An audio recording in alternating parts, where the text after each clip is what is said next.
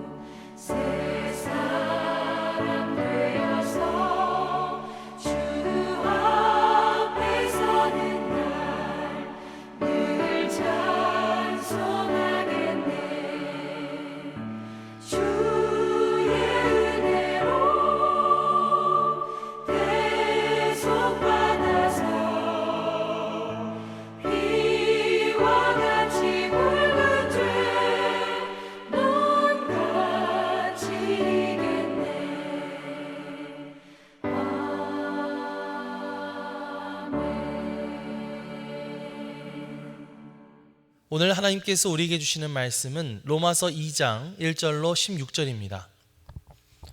그러므로 남을 판단하는 사람아, 누구를 막론하고 내가 핑계하지 못할 것은 남을 판단하는 것으로 내가 너를 정죄함이니 판단하는 내가 같은 일을 행함이니라. 이런 일을 행하는 자에게 하나님의 심판이 진리대로 되는 줄 우리가 아노라. 이런 일을 행하는 자를 판단하고도 같은 일을 행하는 사람아, 내가 하나님의 심판을 피할 줄로 생각하느냐? 혹 내가 하나님의 인자하심이 너를 인도하여 회개하게 하심을 알지 못하여 그의 인자하심과 용납하심과 길이 참으심이 풍성함을 멸시하느냐? 다만 내 고집과 회개하지 아니한 마음을 따라 진노의 날, 곧 하나님의 의로우신 심판이 나타나는 그 날에 임할 진노를 내게 쌓는도다. 하나님께서 각 사람에게 그 행한 대로 보응하시되 참고 선을 행하여 영광과 존귀와 썩지 아니함을 구하는 자에게는 영생으로 하시고, 오직 당을 지어 진리를 따르지 아니하고 불의를 따르는 자에게는 진노와 분노로 하시리라. 악을 행하는 각 사람의 영에는 환난과 곤고가 있으리니 먼저는 유대인에게요 그리고 헬라인에게며, 선을 행하는 각 사람에게는 영광과 존귀와 평강이 있으리니 먼저는 유대인에게요 그리고 헬라인에게라. 이는 하나님께서 외모로 사람을 취하지 아니하심이라.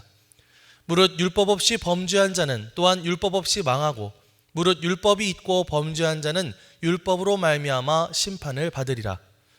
하나님 앞에서는 율법을 듣는 자가 의인이 아니요 오직 율법을 행하는 자라야 의롭다 하심을 얻으리니, 율법 없는 이방인이 본성으로 율법의 일을 행할 때에는 이 사람은 율법이 없어도 자기가 자기에게 율법이 되나니, 이런 이들은 그 양심이 증거가 되어 그 생각들이 서로 혹은 고발하며 혹은 변명하여 그 마음에 새긴 율법의 행위를 나타내느니라. 곧 나의 복음에 이른 바와 같이 하나님이 예수 그리스도로 말미암아 사람들의 은밀한 것을 심판하시는 그날이라. 이는 하나님의 말씀입니다. 아멘. 할렐루야. 오늘도 말씀을 듣는 여러분의 심령 속에 성령님의 감동이 함께하여 주시기를 간절히 축원합니다. 사도 바울이 로마서를 쓸 당시에 로마 교회에는 두 부류의 사람들이 있었습니다. 하나는 유대인으로서 그리스도인이 된 유대 그리스도인이었고요, 또 하나는 로마 사람들 가운데 그리스도인이 된 이방 그리스도인들이었습니다. 이들은 교회 안에서 율법을 지키는 문제, 또 주도권 문제 등등으로 갈등을 겪고 있는 상황이었죠. 사실 사도 바울이 이 로마서를 쓴 목적 중에 하나는 이러한 갈등을 중재하기 위한 그런 것이기도 했습니다. 어제까지 살펴보면 로마서 1장은 이방인들의 죄를 고발하는 내용을 담고 있었죠.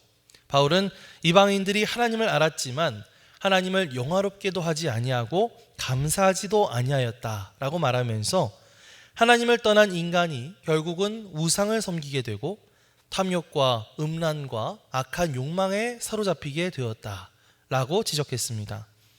아마 그런 모습들이 그리스도인이 되기 전 이방인들이 가지고 있던 죄악된 삶의 모습이었을 것입니다. 이 편지를 여기까지 읽었던 유대 그리스도인들은 고개를 끄덕이면서 이렇게 생각했을 겁니다. 맞아, 저 이방인들 때문에 이 세상과 교회가 더러워진 거야. 하나님을 모르는 저 사람들이 문제야. 이렇게 생각을 했을 겁니다. 자, 그런데 사도 바울은 오늘 우리가 읽은 2장에 들어서면서 이번에는 그 화살을 유대 그리스도인들에게 돌리고 있는데요. 유대인들아, 너희가 이방인들을 죄인이라고 정죄하지만 사실 너희도 그렇게 다르지 않아. 너희도 똑같은 죄인이야. 이렇게 말하고 있는 것이죠. 이방인들뿐만 아니라 유대인들까지도 하나님의 심판대 앞에 설 수밖에 없다는 사실을 밝히면서 이번에는 사도 바울이 유대인들을 향한 비판을 시작하고 있는 것입니다. 자, 오늘 읽은 말씀 1절과 2절 말씀을 함께 읽어보겠습니다. 그러므로 남을 판단하는 사람아, 누구를 막론하고 내가 핑계하지 못할 것은 남을 판단하는 것으로 내가 너를 정죄함이니 판단하는 내가 같은 일을 행함이니라. 이런 일을 행하는 자에게 하나님의 심판이 진리대로 되는 줄 우리가 아노라. 아멘. 자, 이때까지만 하더라도 유대 그리스도인들은 여전히 하나님의 율법을 지키면서 살고 있었습니다. 그러면서 자연스럽게 자신들이 저 이방인들보다, 저 이방 출신 그리스도인들보다는 훨씬 더 의롭다고 생각했죠. 하지만 실제로는 그들 역시 죄를 범하고 있기는 마찬가지였는데요. 겉으로는 의로운 척했지만 그들의 마음과 그들의 삶은 여전히 죄의 영향을 받고 있었던 것입니다. 바울은 그들의 이런 태도를 가리켜서 위선이라고 말합니다.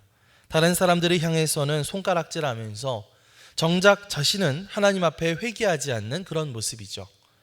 유대 그리스도인들은 자신들이 의롭다고 생각하면서 다른 사람들을 판단했지만 결국 하나님 보시기에는 그 판단의 행동 자체가 교만이었던 것이고 정죄받아 마땅한 행동이었다는 것입니다. 사도 바울은 그렇게 교만한 마음을 가지고 함부로 다른 사람들을 판단하는 사람은 오히려 그 자신이 하나님께 판단받게 되고 또 심판받게 될 것이다 라고 말하고 있죠. 사랑하는 성도 여러분, 우리도 다 나름대로의 어떤 기준과 잣대를 가지고 있습니다. 그리고 그 잣대를 가지고 상황을 판단하고 사람들을 판단하곤 하죠. 하지만 우리가 항상 기억해야 될 것은 이 사람의 판단이라는 것은 결코 완전할 수 없다는 사실입니다. 우리의 판단은 언제나 불완전하죠. 우리는 그저 몇 가지 사실관계만을 가지고 쉽게 다른 사람들을 판단하고 또 정죄하지만 사실 그것은 올바른 판단이라고 할 수 없습니다. 또한 다른 사람들을 쉽게 판단하는 그 마음 속에는 같은 죄가, 아니 더 큰 죄가 있다는 사실을 우리는 간과해서는 안 될 것입니다. 하지만 우리는 그 사실을 쉽게 잊고 다른 사람의 잘못과 죄를 지적하기에 참 바쁘죠. 다른 사람들이 거짓말하면 아니 왜 거짓말하세요? 라고 쉽게 말하지만 정작 나 자신은 내 체면을 지키기 위해, 상황을 모면하기 위해, 나의 이득을 위해 거짓말을 하기도 합니다. 다른 사람들이 화내는 것을 보면 그것을 못마땅해 하면서도 정작 내가 화낼 때는 그것이 정당한 분노라고 생각하죠. 다른 사람들이 신앙생활을 소홀히 할 때면 믿음이 없다고 비판하지만 내가 그것을 소홀히 할 때는 어쩔 수 없는 선택이야 라고 생각하면서 정당화시키곤 합니다. 사실 이러한 모습들이 바로 불완전한 인간의 판단이다 라고 말할 수가 있습니다. 자, 그렇기 때문에 오늘 우리에게 필요한 것은 무엇일까요? 다른 사람을 쉽게 판단하고 비난하기에 앞서서 내 자신을 먼저 성찰하는 것입니다. 나는 그래도 저 사람보다는 낫지라는 아니라고 교만한 생각을 집어 던져버려야 합니다. 예수님께서는 산상수훈 말씀을 통해서 어찌하여 형제의 눈 속에 있는 티는 보고 내 눈 속에 있는 들보는 깨닫지 못하느냐, 이렇게 지적하신 적이 있죠. 다른 사람들의 죄를 보았을 때에는 혹시 저 모습이 나한테도 있지는 않았을까? 정말 그것이 드러나지 않았다 뿐이지 나에게는 더 큰 죄의 모습이 여전히 남아있구나 라고 생각하면서 그것을 나의 영혼을 비추는 거울로 삼아야 할 줄 믿습니다. 그때 비로소 우리는 다른 사람을 정죄하는 대신 하나님 앞에 회개의 마음으로 나아갈 수가 있을 것입니다.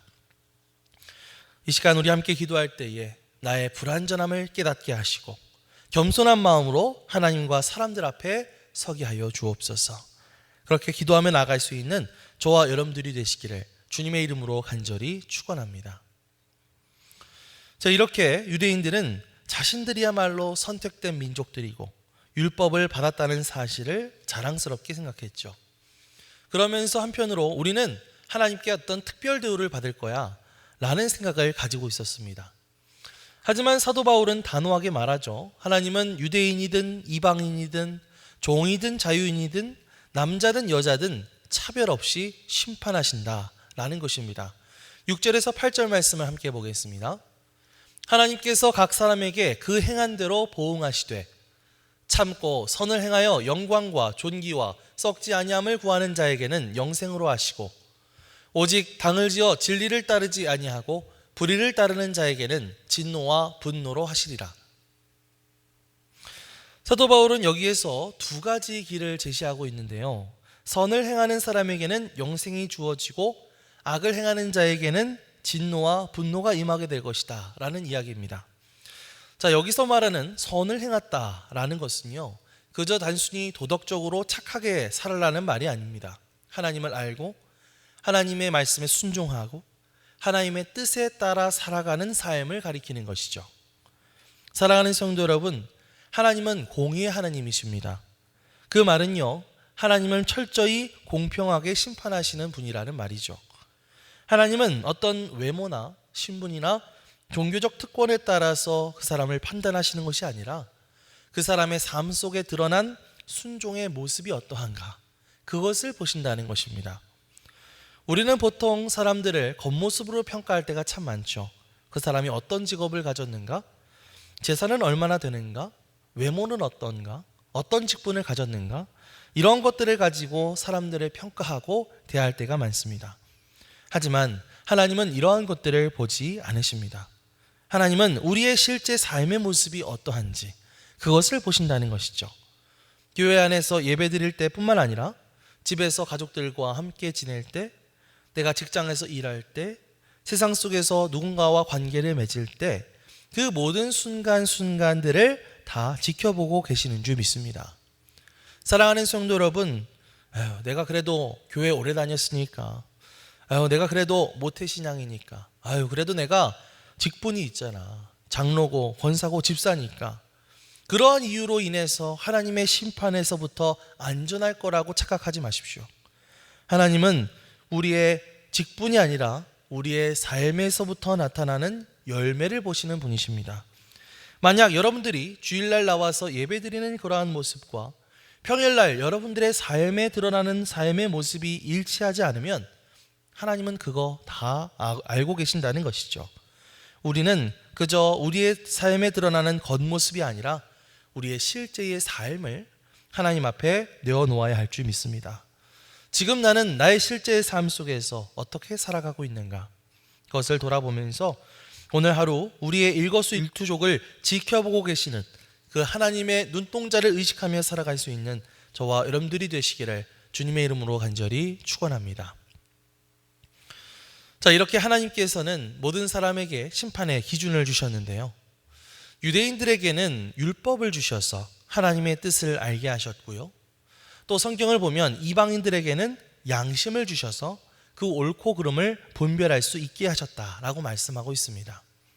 그렇기 때문에 누구도 하나님 앞에서 저는 하나님의 뜻이 무엇인지 몰랐습니다 라고 변명할 수 없다는 것이죠. 13절 말씀을 함께 보겠습니다. 하나님 앞에서는 율법을 듣는 자가 의인이 아니요 오직 율법을 행하는 자라야 의롭다 하심을 얻으리니. 자, 중요한 것은 율법을 가지고 있느냐, 율법을 얼마나 많이 알고 있느냐, 이런 것이 아니라 그 율법에 따라서 또 그 양심에 따라서 얼마나 열심히 살았고 그것을 얼마나 지키며 살았는가 하는 것이 중요하다는 것입니다. 여러분, 이방인들도 마찬가지죠. 율법이 없다고 해서 그 심판을 피할 수가 없습니다. 왜냐하면 하나님께서 그들에게 주신 양심이 이미 그들 안에서 증인이 되고 있었기 때문이죠. 양심이라고 하는 것은 때로는 변명하기도 하지만 때로는 고발하기도 합니다. 하나님은 그 양심을 통해서도 심판하신다고 하는 것이죠. 중요한 것은 율법을 받았느냐 못 받았느냐라고 하는 것이 아니라 결국 하나님께서 율법을 통해서 또 나의 양심을 통해서 주신 그 하나님의 진리를 내가 어떻게 살아냈느냐라는 것입니다. 율법이 있으면 율법대로, 율법이 없으면 양심대로 하나님께서 주신 빛 앞에 내가 어떻게 살았느냐가 하나님 보시기에 기준이 된다는 것이죠.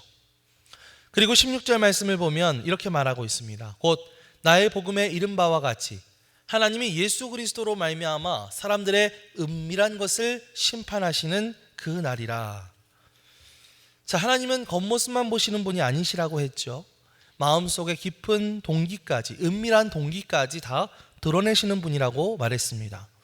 사람은 하나님을 속일 수가 없다는 것이죠.